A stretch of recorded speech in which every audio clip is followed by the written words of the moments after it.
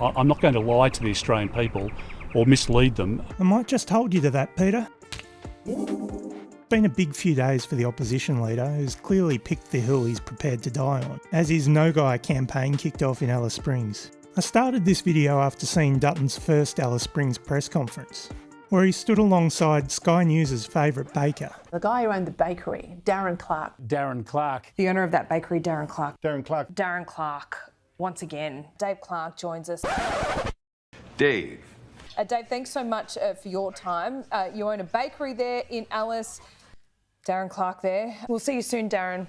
Local baker, Darren Clark. As a founder of the Action for Alice Facebook page, Darren found himself in the spotlight when the page blew up earlier this year, when Facebook issued a temporary ban. A website called Action for Alice. This website is run by Darren Clark. That Facebook page, Action for Alice, has thrust the town into the national spotlight. I'm the only one that's shown the truth in this town. Tomorrow marks 3 years since I started the page. And before that, there was 6 months of just turmoil in this town. I had meetings with government. They told me they were working on it. Everything would be sorted out, but it just continued. When he's not on Sky, he's popping up for a chat on Today. Well, you're there. You're there. We can feel it. I am here, mate. He's a sucker for media. There was this time, back in 2015, where his business was reported to have received almost $1 million in funding from the federal government. In 2018, he had the ear of Prime Minister Malcolm Turnbull, alongside Jacinta Price, who was then running as a country Liberal Party candidate. Darren also popped up on A Current Affair in 2021 to talk about the crime problems in Alice Springs. But I digress. Given the frequency that he's appeared on Sky News, probably shouldn't have been a surprise to see him standing up next to Peter Dutton at the press conference last week. Peter was so pleased with Darren's contribution, he tweeted it. We're seriously in trouble in this town. We've got young kids in trouble. No one cares for them. Our territory government doesn't care for them. Our federal government's not caring for them. We've got the people, the elderly people in this town, nursing homes are being broken into twice this week. Elderly people being broken into in the suburbs here, being bashed. We can't drive from one side of town to the other of a night. We're in a self-imposed curfew in Alice Springs and nothing's been done. It's just escalated and escalated. We've lost a life here, lost a life in Darwin, and I'm telling you now, we will lose more lives, and we can't have that. Did you catch that? Some eagle-eyed viewers did. Hat tip to the captain. Curfew in Alice Springs, and nothing's been... We're in a self-imposed curfew in Alice Springs. This town now for 4 years has been allowed to go to rack and ruin. I've fought for 3-4 years for this, to save this town.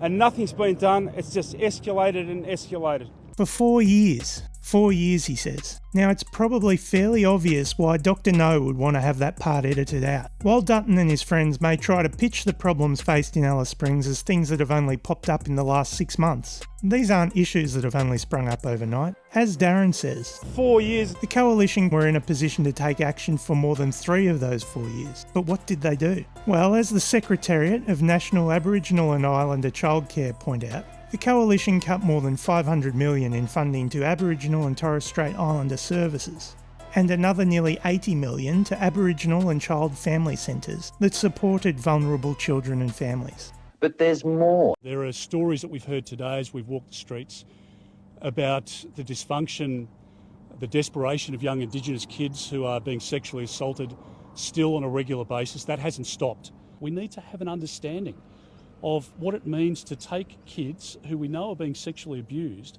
and put back into the hands of the abuser. There is nothing in the Indigenous culture that makes that acceptable. I can tell you now, if there was a young boy or girl who had been sexually assaulted in Sydney or Melbourne or Brisbane or Canberra, and the police were putting that little white boy or girl back into the hands of the abuser, it would be the front page of every newspaper until the commissioner of that state or territory said that it was not going to happen. Yet here somehow it's accepted as normal practice. As if his first press conference wasn't enough, Dutton doubled down the next day. Did someone say KFC? Things took a turn for him though when he was asked a question. You've mentioned again today the so-called rampant rates of child sexual abuse in Central Australia. Now we've seen The Snake, which advocates for Indigenous children, come out and strongly reject your call for a Royal Commission into that.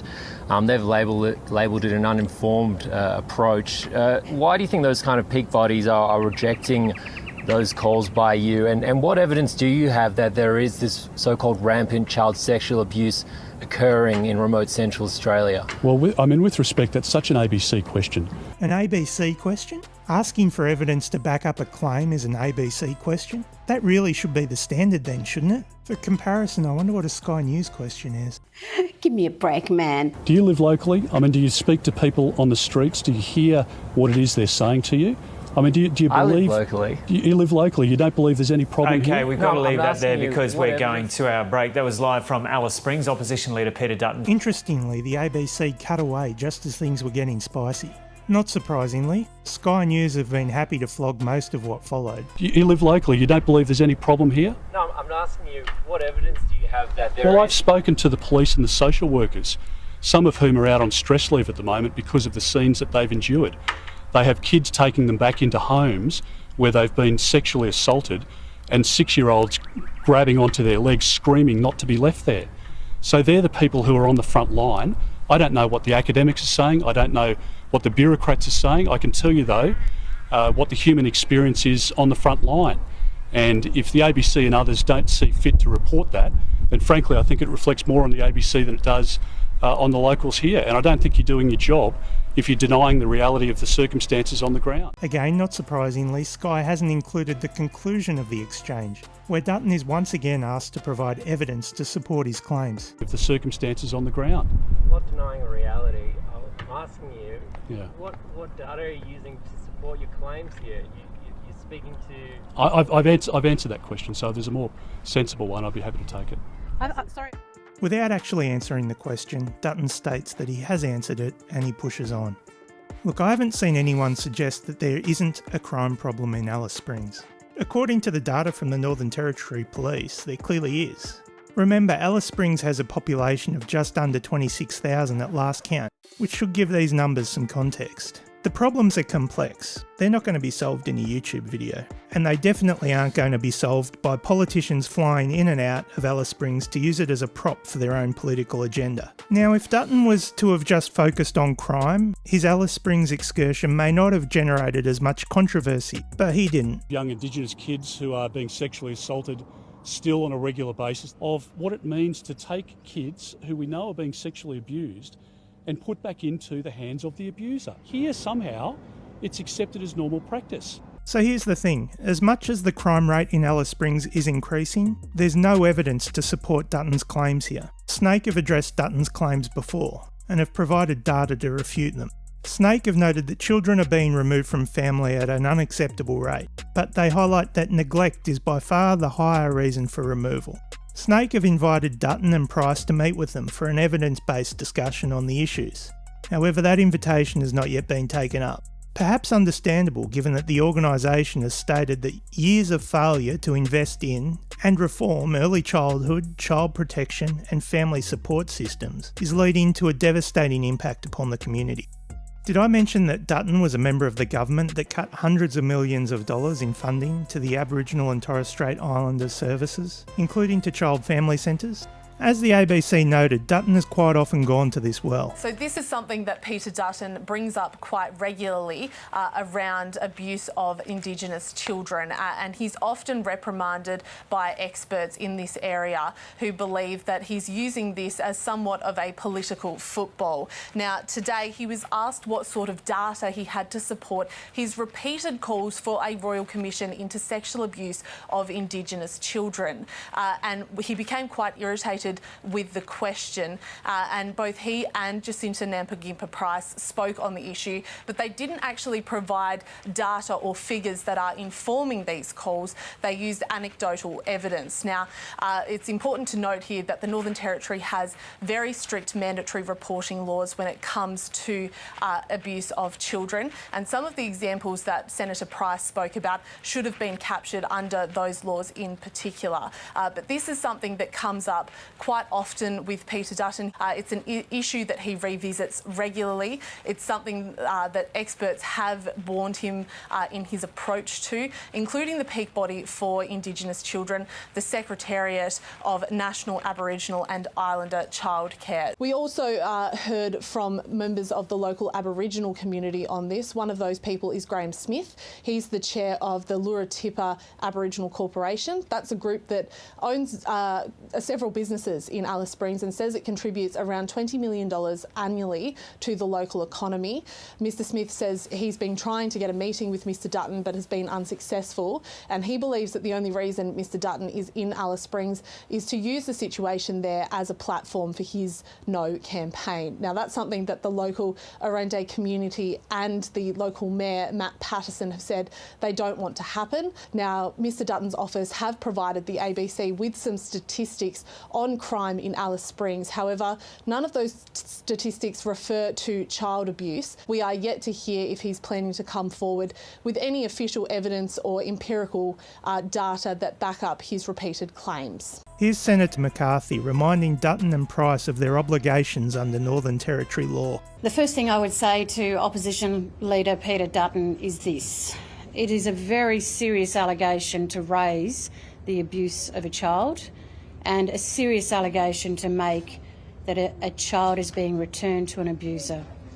I would ask Opposition Leader Peter Dutton, if you are aware of this, then you need to mandatory report it to police so that there can be an investigation immediately. And if you haven't done that, I would urge you to do so as soon as possible. So far, it appears that neither Dutton nor Price have reported any of their claims. The data around this is not easy to report on. Unlike a lot of data, it's rarely as simple as popping up a single table to justify a position. I'm looking at you, Sky News. The first thing to say is the Australian Institute of Health and Welfare data is not comparable by state. This is quite common across all of their data sets, to be honest. After showing a few tables, Sky News inadvertently acknowledged one of the issues with the AIHW data, and why it really can't be used to substantiate Dutton's claims. It doesn't break those numbers down for Aboriginality. AIHW have published data on the breakdown of Indigenous and non-Indigenous children in child protection though. Again, caveat, it's not really comparable across states. The other issue? Well, this data is from 2020 to 2021. This is a time when the Coalition were in government. How many press conferences was Dutton holding in Alice Springs back then? Or Morrison for that matter? How many stories were Sky News running on this issue?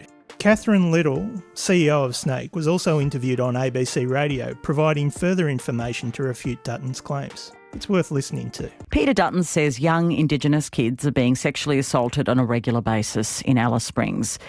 Is that your organisation's assessment of the situation in Alice Springs? Oh, listen, we're a peak body. What we do is bring together information from a whole heap of different sources, in particular our members. So our members are organisations that work directly with families and children, and they are saying there is an absolute need for more service delivery, but the evidence coming through is not lining up with those claims. Does it exist? Absolutely it exists. It's abhorrent. It is absolutely abhorrent and needs services to be able to respond to it. But there is nothing coming through that shows that it is escalating. There is certainly a need for it to be addressed. And I think more concerning is when you hear claims of child sexual abuse, it is really, really serious. And in the Northern Territory, it is a legal requirement that the moment you hear that, you report it so that it can be investigated. And I'm not hearing anyone say that while they've been in the Northern Territory, that Peter Dutton has made a mandatory report. The obligation in the Northern Territory, the legal requirement in the Northern Territory is that if you have heard an allegation of child sexual abuse, you must report it so that it can be investigated. Even if you've heard it from another party, you must report it. The evidence at this point in time doesn't show that. So there is nothing in the stats coming through from the Child Protection Services, from the Aboriginal organisations that work on the ground in direct contact with these families and communities, or from the hospitals. There's no evidence showing an increase and an escalation. There were 10 years. We're talking about a government that has only just, the Liberal government's only just lost the election. For 10 years, we were screaming for the need to be able to investigate what's going on based on the calls of a Royal Commission, 2 Royal Commissions in actual fact, that said if you want to know what's going on, install an Aboriginal and Torres Strait Islander Children's Commissioner, and nothing moved. They did not listen. They did not listen to the voice of the communities, the voice of the children, the voice of the sectors that informed those Royal Commissions. The stats aren't showing that it's higher in the territory than other parts of the country. And again, that's the evidence that is based on reports. So that is why people need to report. The other thing that's really fundamental to the need for people to report, because there is always in any community, and you'd be silly not to say it, in any community there is going to be a level of underreporting. What's really significant in the Northern Territory is, again, during the last 10 years, there was a $500 million cut to service delivery to Aboriginal community-controlled organisations. So they're your safe door, right? They're the doors that Aboriginal people walk into and say, I've got a problem, because these are really difficult conversations. Like you said, who do you report to? How do you report this? If there isn't a safe door to walk through where you can say, I'm worried, you can't report it. We're talking about $500 million of cuts. And again, if you want to talk about specifically how we protect children, all the evidence again shows that if we have access to really high quality early childhood supports, we hear about these things faster and are able to respond faster. Again, at this point in time, no evidence, and again, it gets back to the evidence that we are seeing an increase in child sexual abuse. Alice Springs is the perfect example of why we actually need a voice, because what we understand is that every time we come up with a solution, and communities have been coming up with solutions for a very long time, and again, those solutions are the ones put forward to things like commissioners and royal commissioners, and that voice has not been listened to. Those solutions have been not listened to, or you might get a pilot here or a pilot there. So when governments come in, they come in with their own platform and, those things they got elected on, without a voice, without a voice that is absolutely capturing the needs of communities and responding to the needs of communities. We're always going to be hit by election cycles and whoever's in government. Peter Dutton often says he's met with grassroots organisations and community leaders. Has he met with you? No, never. We have invited Peter Dutton to meet with us before, and we maintain that we're more than happy to chat with him and talk to him about what is actually coming through from the sector.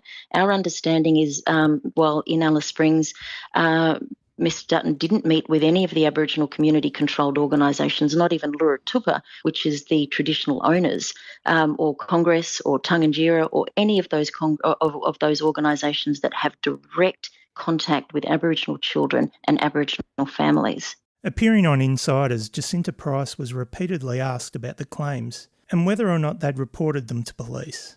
So are you aware of children being sexually abused and then returned to their abuser? What I'm aware of, and being a long-term local, and somebody who's fought to be in the position that I am, because I'm acutely aware of the circumstances on the ground in a place like Alice Springs. While the media have turned this into a beat Peter Dutton up exercise, the truth remains he was here because of his concerns. These issues have been issues that I have been campaigning on for a very, very long time. Just coming back to the question though, are there specific cases that Peter Dutton's talking about of kids being returned to the hands of their abusers? This is what I'm saying. So these are the concerns of foster parents and people who have had these experiences. They have been through these experiences. So these aren't made up claims. Do they need to be reported to police then? They've gone through the processes. It is failings by territory families to actually uphold the human rights of these children. Sorry, sticking with the immediate concern for kids, does Peter Dutton, or indeed yourself, Senator, need to report any of this to police? Are there kids right now who are being put in danger? Look, David, we're not stupid. Peter Dutton is a former policeman. He knows what needs to be done. I'm talking about circumstances where these things have taken place, where Territory Families has known about these circumstances. Oh, well, if that's what Territory Families know about them. Shouldn't you, under the mandatory reporting requirements, laws, report this to police to make sure? David, what I'm saying is this is what has been done. The problem isn't this, the reporting's been done. Just so viewers are aware, are you suggesting Territory Families are putting kids in the hands of abusers? I mean, that's a very serious allegation. That's right, and this is what foster parents have been telling me. Are you passing any of that on to police? Hearing. Of course, like I said. Based on comments from the Northern Territory Police Minister, neither Dutton nor Price have reported anything. These are really serious issues and they deserve to be treated as such. They shouldn't be treated as just another political prop. And in my view, that's how they've been treated here, as a prop, just like Alice Springs itself. At the end of the day, the first stop on Dutton's no tour was all about him. If either Dutton or Price had any genuine concerns around these issues, they would have taken the time to meet with the relevant groups while they were in Alice Springs. Instead, it seems they preferred to do their own research. How exactly? Well, it sounds like they ran vox pops on the main street and they caught up with the local baker. Is this how the lead up to the referendum is going to be?